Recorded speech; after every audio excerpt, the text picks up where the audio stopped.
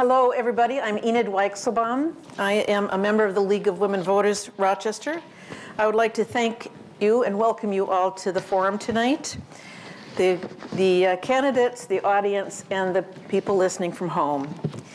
We'd like to thank our generous partners in tonight's forum, the Rochester Public Library, the Rochester Post-Bulletin, and the Rochester Area Chamber of Commerce. The League of Women Voters is a volunteer organization organized at the local, state, and national levels. We encourage citizens to participate in government. While we as a league do study and take stands on certain issues, we never endorse a candidate or a political party. The views expressed in this forum are those of the candidates, not those of the League of Women Voters Rochester or any partner or sponsor of the forum. Sponsorship of this forum is also not an endorsement of any candidate.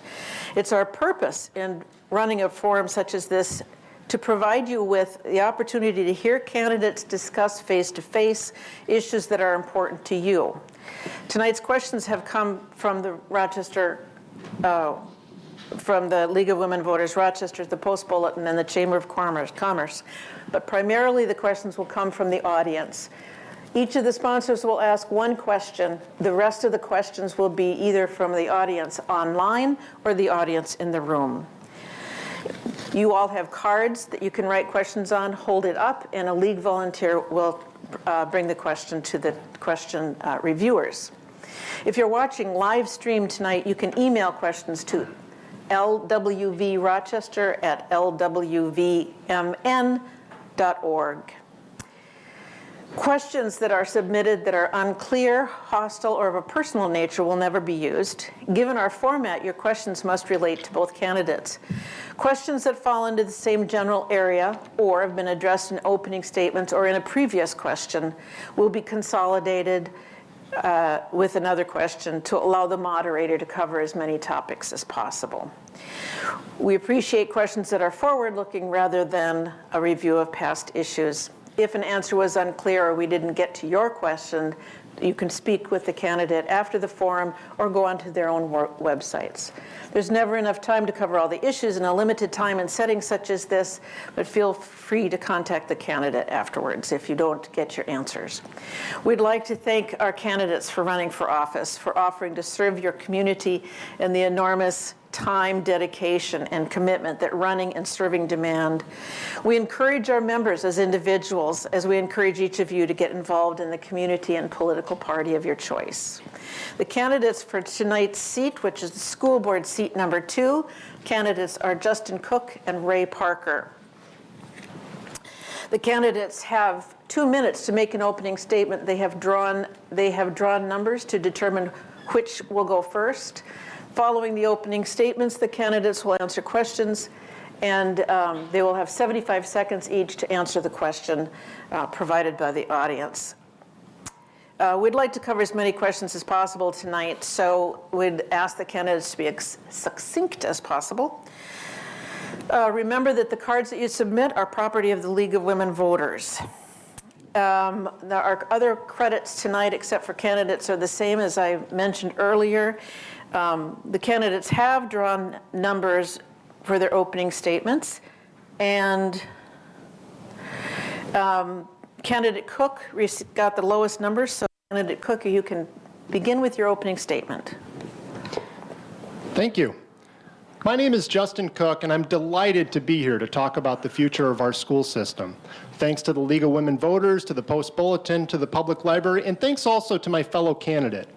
Running for local office is not easy. It benefits when there are people that are dedicated and passionate and undertake the effort to prepare and bring forth their perspectives. So I'm glad that we're here together to talk.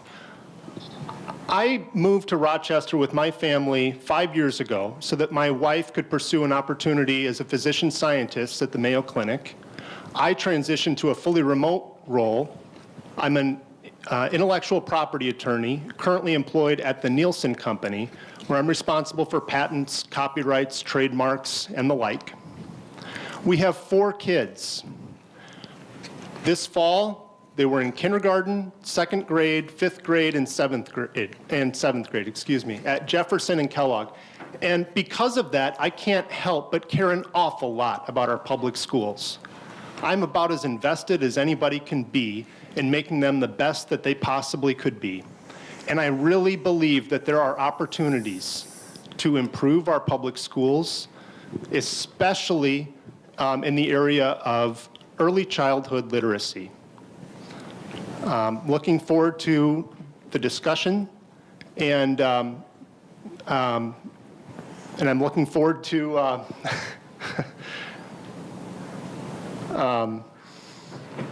talking more about the opportunities that Rochester Public Schools has in front of it.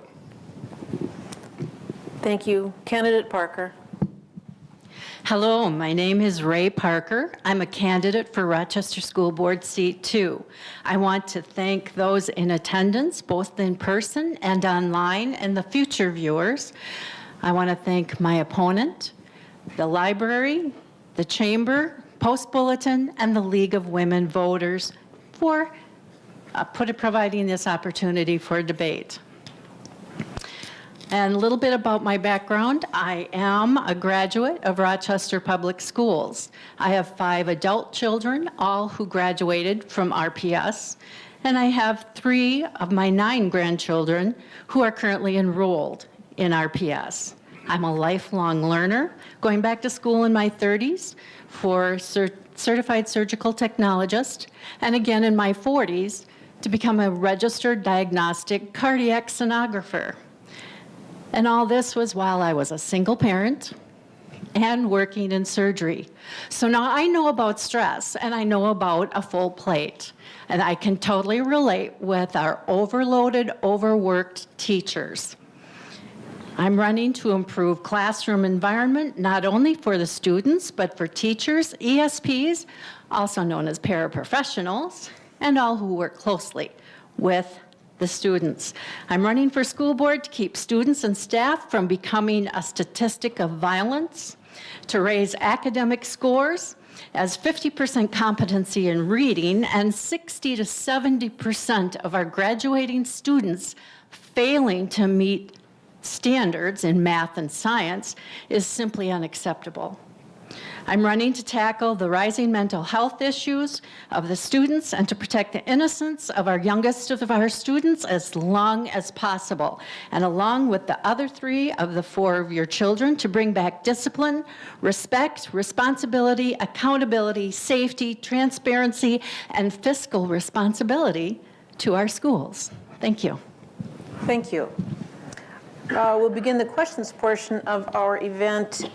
This question comes from the League of Women Voters, Rochester, and we will begin with candidate Parker. What can the school board do to attract and retain more teachers who reflect our diverse student population?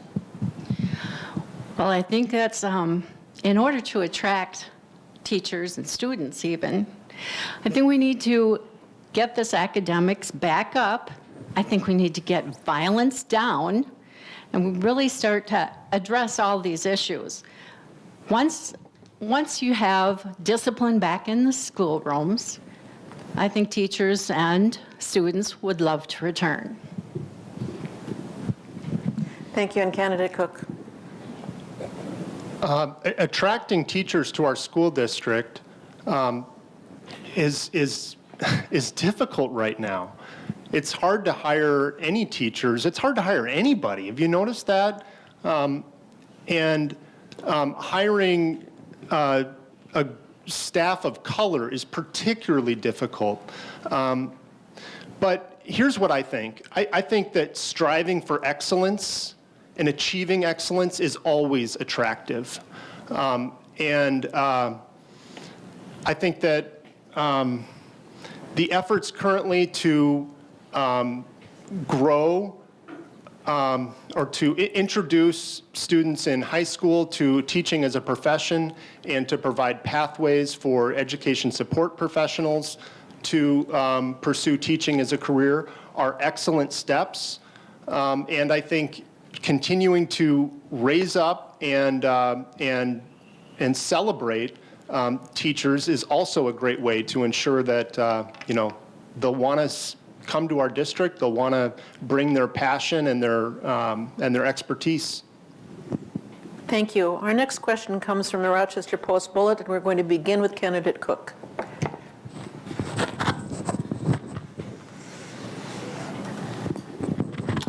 What would you say to voters who do not share your views, and how would you communicate with those voters if you were to become elected to the school board? So I actually love talking with people that don't share my views because I'm inquisitive. And that is such a, it's so much easier if you can remove yourself from some preconceived idea of what the right answer is, because often I don't know what the right answer is. And I don't necessarily end up flipping from whatever my starting position might have been when I dialogue with someone with a very different viewpoint. But if I'm inquisitive and if I keep asking questions, often I'm able to improve. Often I'm able to find something that is a more perfect solution than what I started with. And so that would be my approach. I would just ask questions. I would be genuinely curious because the goal is unleashing the potential of every single student in our district. And I don't necessarily know the best way to do that. I don't think anyone does, but different perspectives are absolutely welcome and encouraged. I love it. Thank you. Candidate Parker? Well, I know that there's not 100% on anybody. Nobody agrees 100%. However, I would definitely listen. I love to listen to everybody and their perspectives because that helps me to understand people and understand where they're coming from. And I would hope that they would listen to me and my perspective to see where I'm coming from. I think, and that way we can both come to some kind of an agreement to what is the best process and the best pathway to whatever it is we're discussing. Okay. Thank you. Our next question has been sent in by the Chamber of Commerce, and we're going to begin with candidate Parker. The education and experience students receive in the school district plays an essential role in the development of our community's future workforce. With recent successes with both P-TECH and C-TECH programs, how would you look to enhance and grow those student opportunities for career readiness? I think the C-TECH and P-TECH are very good, but I think we need to also get more small businesses involved. Even learning how to do startup businesses. I think that would enhance a lot of the students and really give the entrepreneur set. But you don't always need all college, but college is great too for many different professions. And I think that the partnerships can just grow and grow. There's not everybody out there, and there's not everything that's been explored yet. Thank you. And candidate Cook? Yeah, absolutely. Look, Rochester's future state is 100% aligned with the state of its public schools right now. If you want to know what kind of community we're going to be in 20 years, our public schools have the answer for you, because that's where the overwhelming bulk of the workforce comes from one way or another. So in order to help students identify and pursue their passions, community partnerships are huge. That's why everyone loves the C-TECH and P-TECH programs, because there are ways that the Rochester School District was able to partner with the community to help provide work-like experience for students. The other one I'd throw in there is the Incubator EDU. That is a truly innovative program to allow students to pursue entrepreneurial interests and develop an idea toward the goal of developing a business proposal for a startup. Unfortunately, that's an example of one of the things that didn't survive the round of budget reductions just last year. There will be, unfortunately, more of those decisions in the future. Thank you, and we have a rebuttal. Yes, I would just like to say, as you noted earlier, it's very difficult to find workers. And if we don't have our students motivated to learn and motivated to do more, we're not going to have people that are available in our workforce. So it's a multifactorial kind of thing. It's partners and it's motivation for the students. Thank you. Our next question now is coming from the audience. We're going to begin with candidate Cook. What do you feel is the biggest challenge facing the district? And importantly, how would you have the school board address it? I think the biggest challenge facing the district is educating third grade students to be proficient in reading by the end of third grade. And it's also an enormous strategic opportunity. Not only is ensuring that early childhood or early elementary students achieve reading proficiency a moral imperative, but it's a strategic opportunity for the district. A lot of districts in Minnesota struggle to achieve reading proficiency by the end of grade 3. And here's the great news. This is the best part. The science is in. The National Reading Panel was convened more than 20 years ago and established definitively that providing structured literacy for students in early elementary years that is sequential, that is explicit, and focuses first on phonemic awareness is the best way to teach students to read. We can be a leader in the state in Rochester Public Schools. The opportunity is right there, and it will pay huge dividends in the later years because students that are able to read by grade 3 avoid the frustration and the negative feelings that come from not being able to keep up with their classroom later on. And I see my time is up. Thank you. Candidate Parker. Yes, I can agree that reading by the end of third grade is a great goal. And it's been that goal for educators for more than 50 years with very little improvement.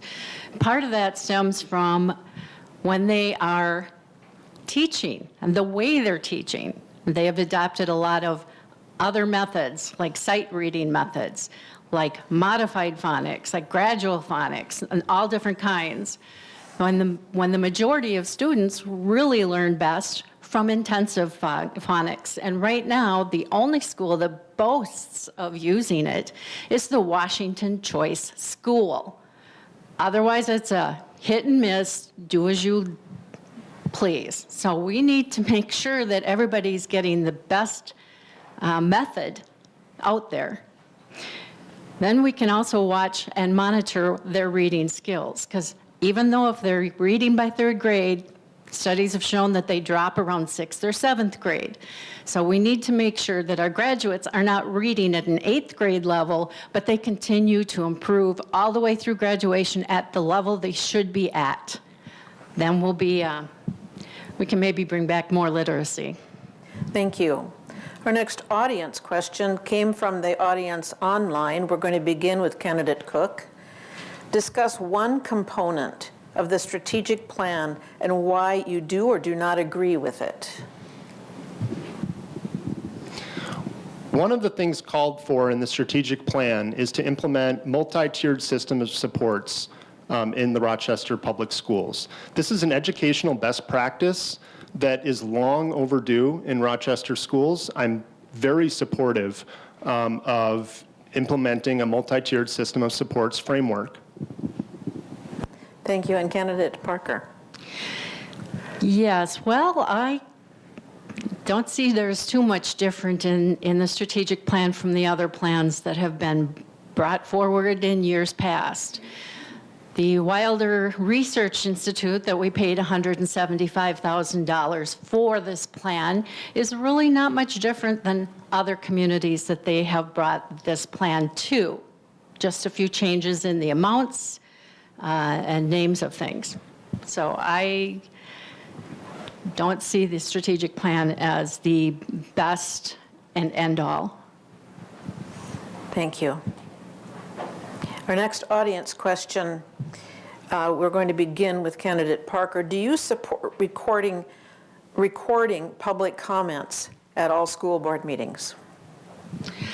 Yes, I do support recording all of the comments. The parents, teachers, community, they have put time and effort into coming up with what their 3 minutes are going to sound like.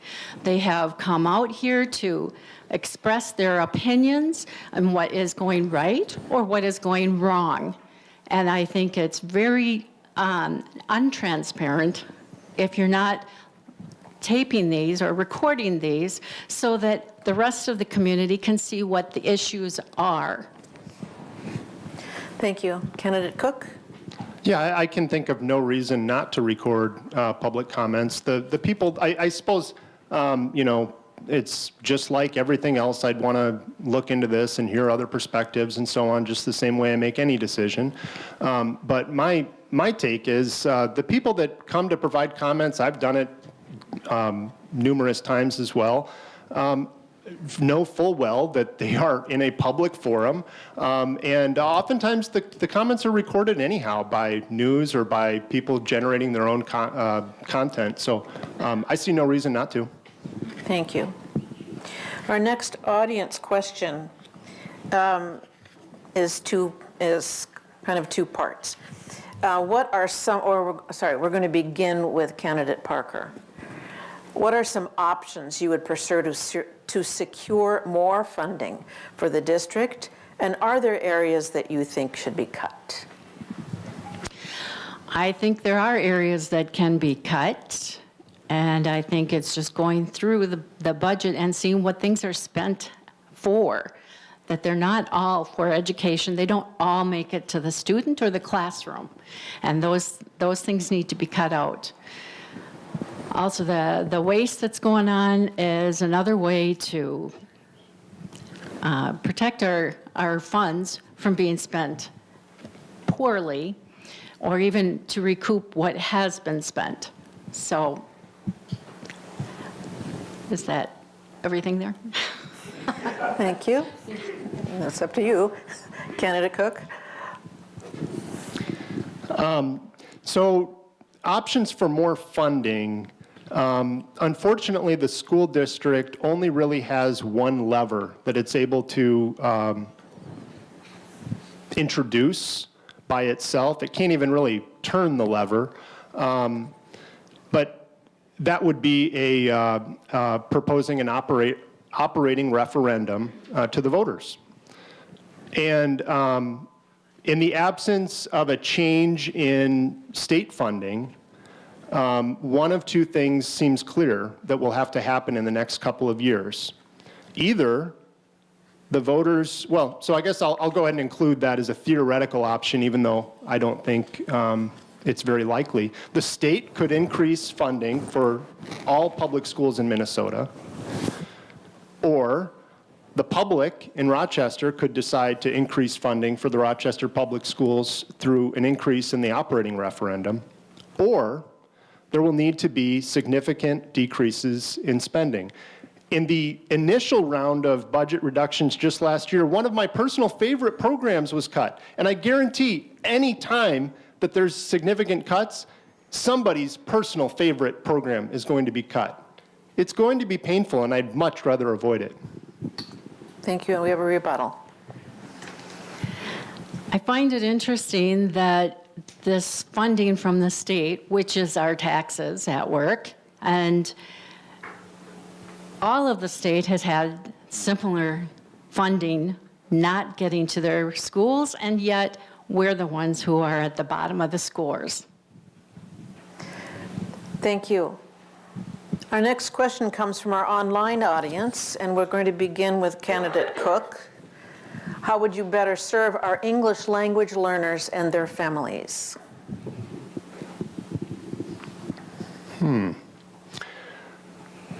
The English learner classrooms, I had a wonderful conversation with one of our English learner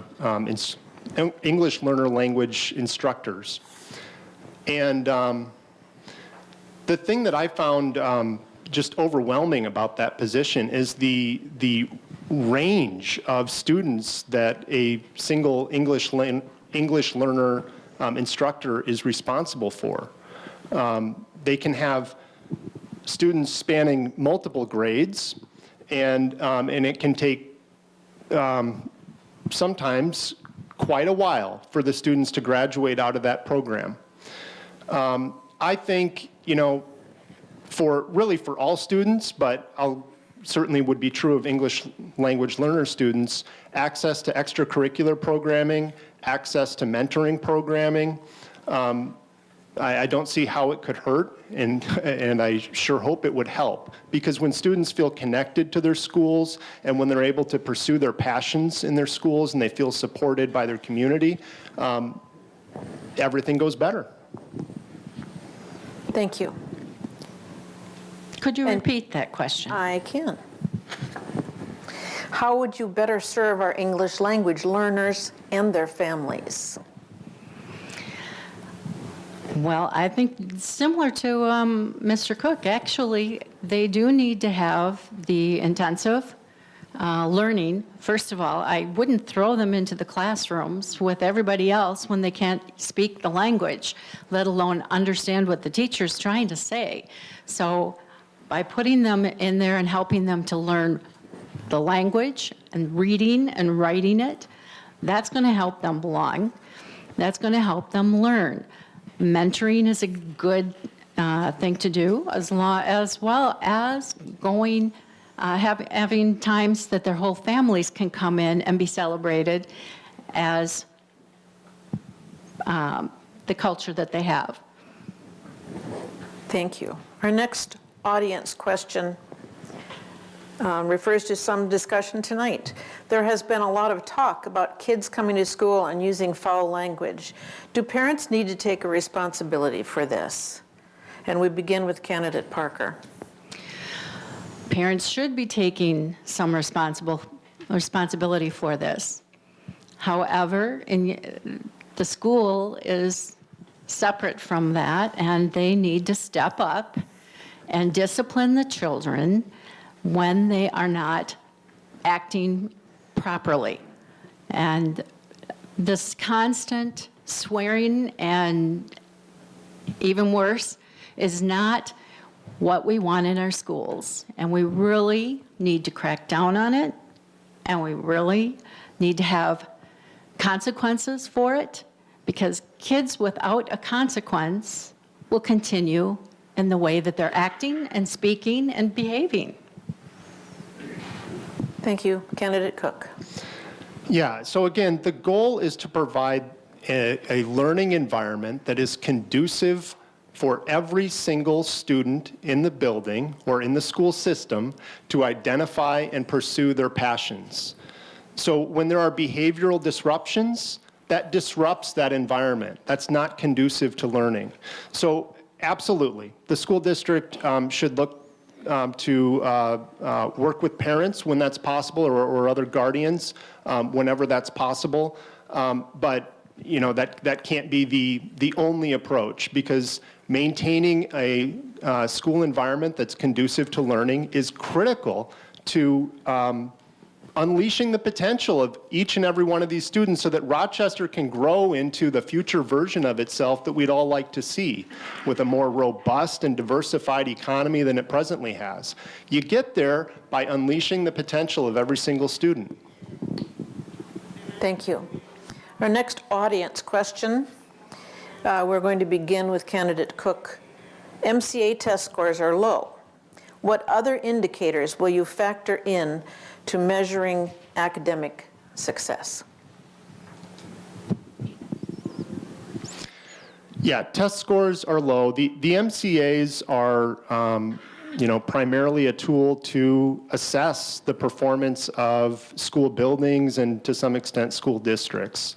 They're not especially helpful in terms of guiding instruction in the classroom within a given year.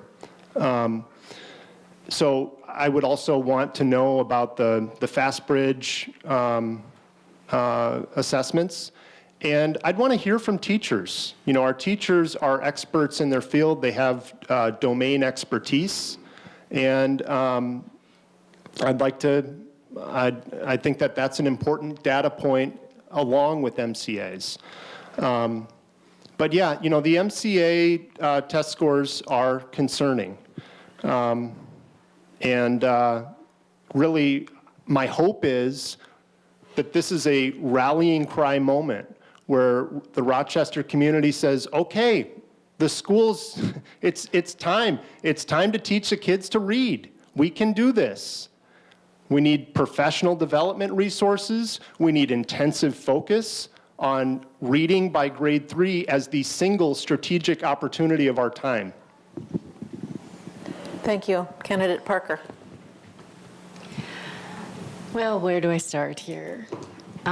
You know, when we have students who can fail 6th, 7th, and 8th grade and still be passed along to high schools, I think maybe these scores are reflective of what's going on. Also, when they don't have to show up for classes and still get passed along, and when they don't have to hand in coursework and still get passed along, I would expect these scores would be low. And I think that that needs to change. I think we need to have students show up for class. We have to have students who hand in coursework. And we have to have students that get a passing grade to pass.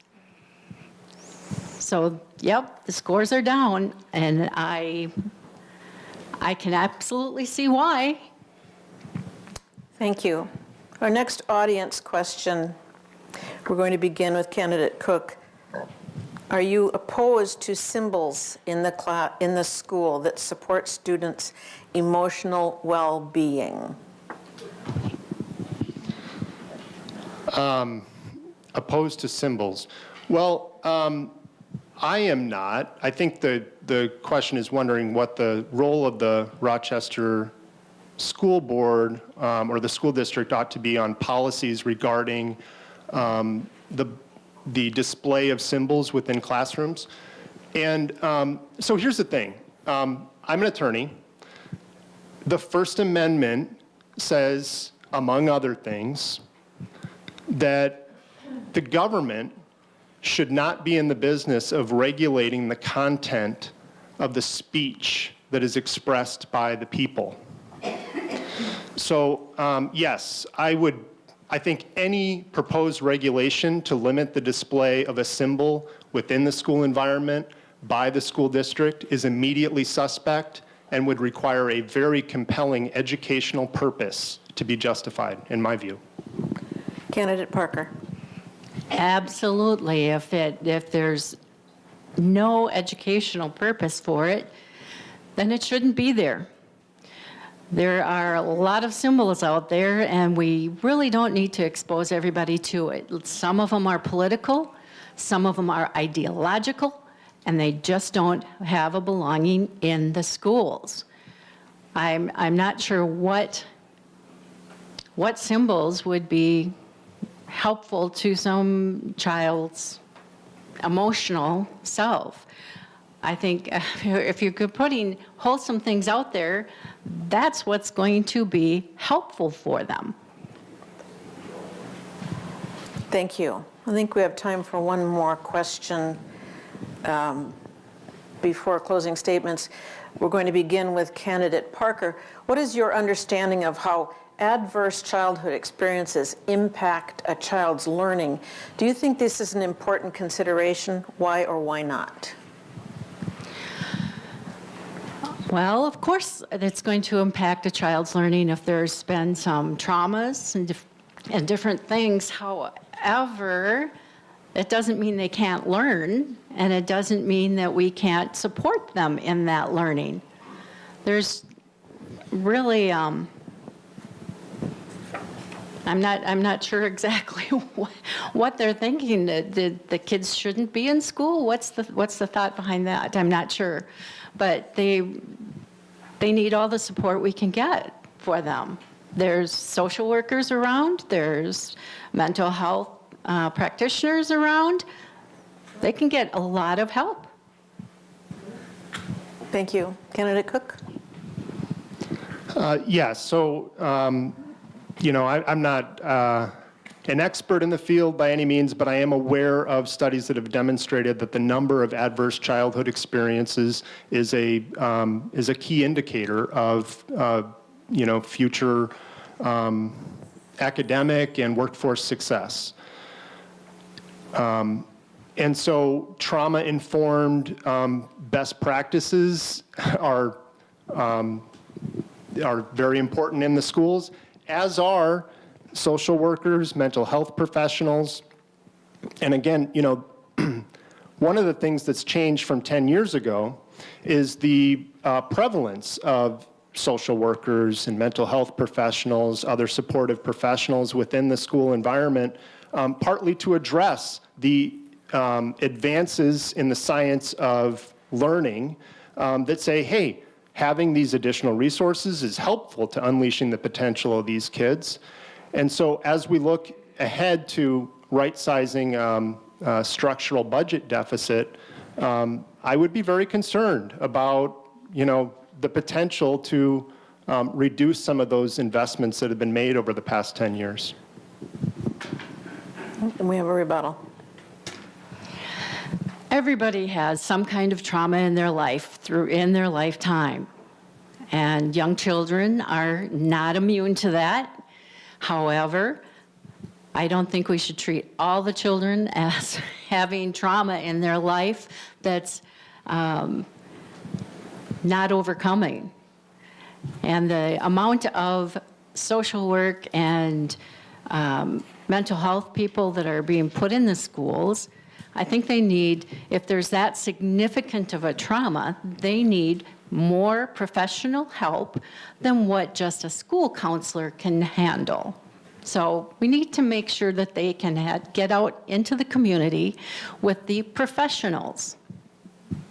Thank you. I'm going to squeeze in one more question, and this will begin with candidate Cook.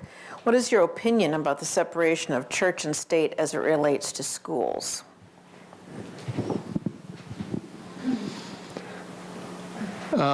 Well, separation of church and state, there's the First Amendment again. It's right in there, both the establishment and the free exercise clauses. What the First Amendment provides is that the government or any government entity should not be establishing a religion and should not be preventing the free exercise of religion. That means within schools, so long as it does not interfere with the educational process, does not interfere with the free access of a public education, that religious expression should be permitted, basically up to that point. And any effort to dissuade the free exercise of religion should be immediately suspect. Thank you. Candidate Parker. I agree. We should have free expression of our religious freedoms that we have. And I think that particular thing, the separation of church and state, is something that has been the most misunderstood, misquoted, misused phrase, that it really isn't a separation of church and state of the way most people are trying to use it today. The separation is that the state, the government, cannot tell you how to worship or what to worship and who you have to believe in. The expression in schools, and they have some that can be excused for different things and some who don't. I think that we need to start exercising more of our rights. Thank you. And I think it is time for our closing statements. Again, by drawing, candidate Parker will go first. All right, our district schools used to be the leaders in academic scores. They were the envy of the state. Now, despite spending millions of dollars a year for education, we are close to the bottom of the academic scores in our state. School violence is rising, mental health issues are rising, school spending is rising, academic scores are declining, and some are in free fall. Let's investigate why this is happening. In that way, we can adjust what and how we are teaching the students. What is the root cause of the mental health issues, and how are we addressing them? Clearly, this area is one that is lacking in its effectiveness. We have teachers who don't feel listened to, parents feel shut out and unheard. They have real concerns on issues from open and honest communication of curriculum, violence happening to their children, and fears of how all this is affecting their children. I vow to enhance communication, find resolutions to existing problems in our district, to be fiscally responsible, and work together with all staff to develop policies that will provide equal opportunities for all students, staff, and families, to strengthen families, to reflect their values, and bring a real positive change. We will again have academic scores that are the envy of the state, while tackling the multitude of other issues. And I want to again thank the League of Women Voters, the Chamber, Post Bulletin, my opponent, and the attendees. I'm Ray Parker, RPS School Board Candidate Seat 2, and for more information you can visit my website at foryourchildren.org. That's foryourchildren.org. And I'm asking for your vote on November 8th. Thank you. Thank you. And Candidate Cook. So despite the challenges that I've talked a little bit about that Rochester Public Schools faces, I remain long Rochester. When my wife and I decided to relocate here 5 years ago, we had plenty of other places we could have lived. We could have selected. We were attracted to our perception of the quality of life here and the availability of quality public education for our kids. It's hard to find any single topic that animates parents more than opportunity for their kids. And of course, the biggest part of that is ensuring that they receive a top-notch education. That's what I want for Rochester, because 20 years from now, I want Rochester to be a place that my kids and their friends would choose to remain or maybe return to after pursuing schooling. Frankly, I don't think we're there right now, but we can be. In the last 10 years, the MCA scores did fall pretty significantly, almost entirely between 2012 and 2013, when the MCA went from the MCA 2 to the MCA 3. Both the content of the test and the evaluation criteria changed dramatically. Statewide, scores dropped from 2012 to 2013 by 23 percentage points. That's largely the difference, not entirely, but largely the difference in the test scores between 2012 and 2022. I'm inquisitive. I love data. I care about our schools. Let me bring my passion and my perspective as a parent to the Rochester School Board, and let's make Rochester a center of excellence in public education. I'd be grateful for your support. You can visit justinmcook.com to learn more, and please vote on November 8th. Did you feel there was an attack or? No, I just think that there's maybe a little bit more MCA stats and college stats that aren't. Okay, maybe a candidates can, or the audience can talk to you afterwards. I think that we want to reserve that rebuttal for something that is wholly inaccurate. Thank you very much. I'd like to thank the candidates for participating in tonight's forum. Thank you for your service to the community and your willingness to participate in the democratic process by running for office. I ask you to still remain silent. I'd like to remind you that the views expressed in the forum tonight were those of the candidates, not those of the League of Women Voters Rochester or any partner or sponsor of this program. I thank the Rochester Post Bulletin, the Rochester Chamber of Commerce, and the Public Library for sponsoring tonight. Remember, the election day is November 8th. Early voting has begun. If there's something that you have learned tonight in the forum and makes you want to change your vote, you can visit MNVOTES, MinnesotaVotes.org, for more information on that process. If you have questions about your polling place, you can go to vote411.org. To see this forum again, access the forums from the League of Women Voters Rochester or the Rochester Public Library website. Again, I ask you to clear the room very quickly. We are now on borrowed time from the library. Thank you.